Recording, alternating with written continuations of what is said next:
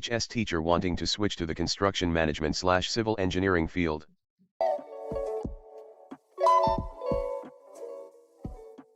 I am looking for possible routes to get into the civil engineer slash construction industry.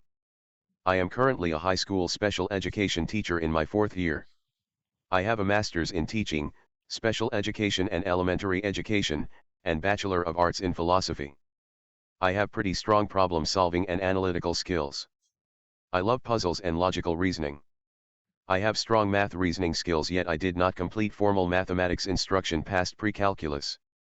I am eager to work hands-on and move away from academia. I have no qualms about working my way up from bottom of the food chain, if you will, as long as I can afford to feed my family.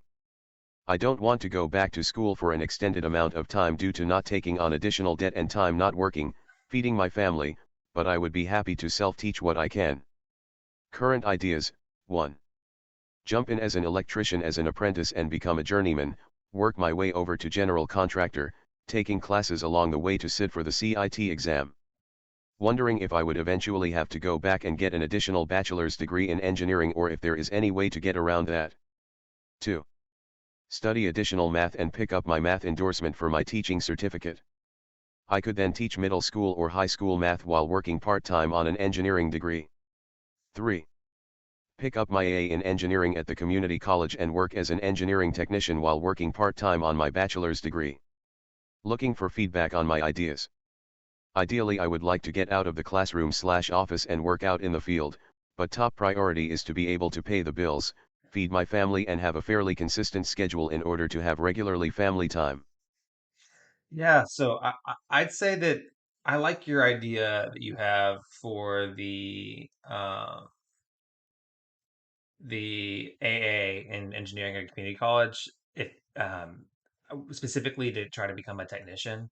What I try to go do is, and a lot of people in the comments said the same thing, but I would try to become a designer. And if you like pipe, for example, I would look at maybe pipe designing as kind of the first. And the reason why I say pipe designing is because in my experience, the pipe designers make the most of all the designers, and there's no pipe engineers, but every engineering consulting firm has pipe designers that run pipe, and it's super important. So the pipe designers sometimes get paid more than some of the engineers. But I mean, that's just my personal experience from what I've observed. But yeah, I would start off as a CAD technician. So sometimes they said in the comments here, sometimes you need to go to school for it. Sometimes you need to get a, you can get, if you don't have any idea on how to start, then you could go part-time, take classes on how to do CAD modeling. I wouldn't even say that you need an associate's degree in it. Most companies, as this person said, don't really actually require a degree for you to become a CAD technician. But maybe if you don't know where to start, a good way to start is looking at affordable programming at your local community college where they teach you how to do CAD modeling. Maybe a certificate, or just a series of classes.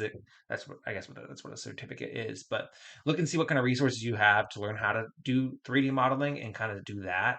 And then yeah, I think that's your quickest inroad into the industry. And then you're just making money right away. And then eventually you can kind of grow and grow and grow and grow. And you already have a degree. You already have a bachelor's degree. So a lot of the people that are in CAD roles, don't have the teaching experience and the bachelor of science degree that you have. So if you get really good at it, you might be able to be more attractive for going into management roles, and that would be kind of good for you. I will say this though, you mentioned wanting to go out in the field. Um, but your top priority is to pay the bills, feed your family, and have fairly consistent schedule in order to have regular family time. I'd say that you might be more suited to an office role than a field role. I mean, construction is different. There are local construction firms, right, that do construction in your cities, like the Turners and that kind of stuff. And there are big EPC firms that do large industrial construction. And generally, the work hours are not as consistent for those firms. The locations are all over the place. So I would look at maybe firms that do commercial construction, do stuff that are in cities, and that'll give you a better chance at getting more family time because you're not having to maybe move around as much or work kind of crazy hours in remote locations. But yeah, I think you have a really good idea. I'd say go the CAD route, and then you might see, you know, you work on these projects and you realize that, oh, that person in safety does something really interesting. I'm really interested in what safety does, or maybe you're interested in what quality does. Or there are safety programs and quality programs, but I don't think there's a degree in safety for construction or quality for construction. But people get into it anyways, so you might just kind of get into it, get your foot in the door as fast as possible by taking a couple CAD classes, getting into a company, and then you may see that there's just something that really interests you. There's no degree in scheduling, but people get into scheduling, and that's super cool. There's no degree in project controls, but that's a job. There's so many jobs. Procurement. Honestly, I think that you could actually do really well as a buyer or in procurement as well. I mean, because you're good at, you have really good people skills. You have basic analytics. You don't need to have an engineering degree to be in procurement, but you have to have basic technical understanding. And it seems like that you could pick it up pretty fast from what you described. Maybe look into becoming a buyer as well.